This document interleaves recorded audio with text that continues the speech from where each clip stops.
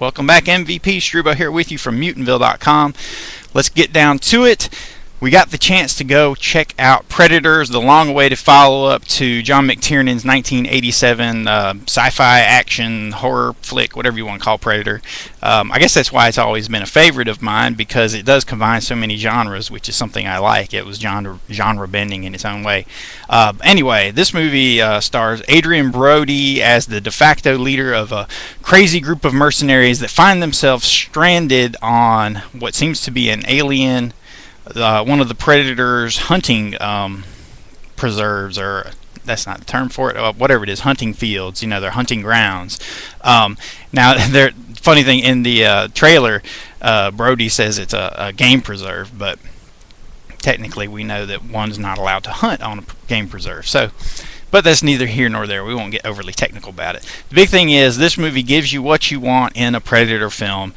It gives you a bunch of badass guys, action heroes, all ages, not all ages, but all races, just different types, coming together with BFGs, that's big effing guns, to those of you that don't know what that means, shooting the shit out of the entire forest, shooting the crap out of, monsters, predators, aliens. It's just good times. It's the kind of movie you want to buy a bag of popcorn and a big diet drink to consume during the movie, although technically we know we're not ever supposed to eat popcorn because it's not good for us, but what can you do? It's part of the magical experience of going to the movies.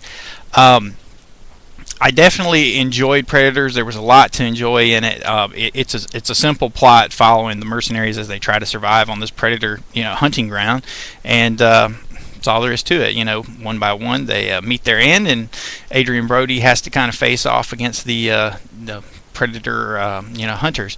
Now, there are some interesting mythological expansions to the Predator series in this, in that they introduce a different type of predator. They never really give them a name. They're just bigger predators, and their faces are sleeker, not quite as crustacean-like as the other predator. But they introduced that. They introduced like kind of a predator hawk thing, which is pretty cool. This is for all those sci-fi fantasy fetishists out there that like to hear about those technological, little goofy additions. This is one of the things that amuses us as sci-fi or fantasy fans. Kind of like when, not dissimilar to the same attraction that as horror fans that we have to, a good inventive kill sequence in a horror film or slasher movie. It's all part of the aesthetics of the genre. But anyway, before I digress, which I have a bad habit of doing, I say definitely check out Predators. It's a lot of fun. It'll give you all of the things that you want to see. Adrian Brody does a good tough guy leader character.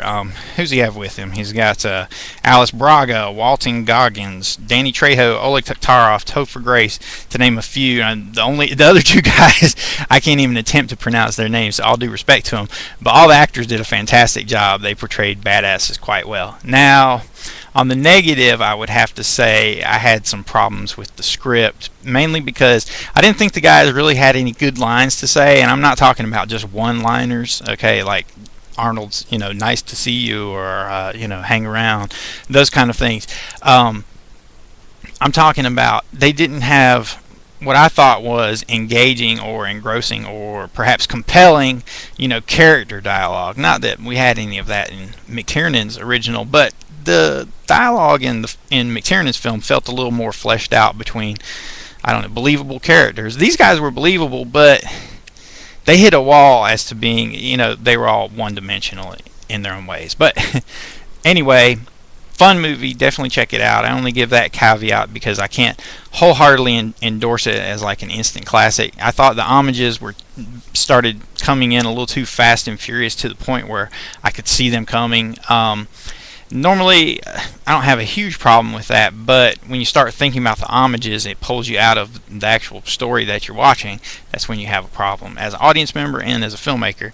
But I recommend it on good practical effects by Howard Berger and Greg Nicotero. I mean, you got everything you want, all kinds of shootings, stabbings, probably are there decapitations? I can't quite remember, but I know there's reverse eviscerations with spines and skulls being ripped out of bodies. That is definitely worth the price of admission. As I think I heard somebody say that, probably Silver Lightsaber. But anyway, no, it was the guys at Horror Hut. So go check them out. They're good kids. Dead Pit this week is going to be on. It was delayed a day because they lost service at their house. So yeah, what are they doing? I don't remember, but I didn't get a chance to call in. But definitely check those guys out if you get a chance.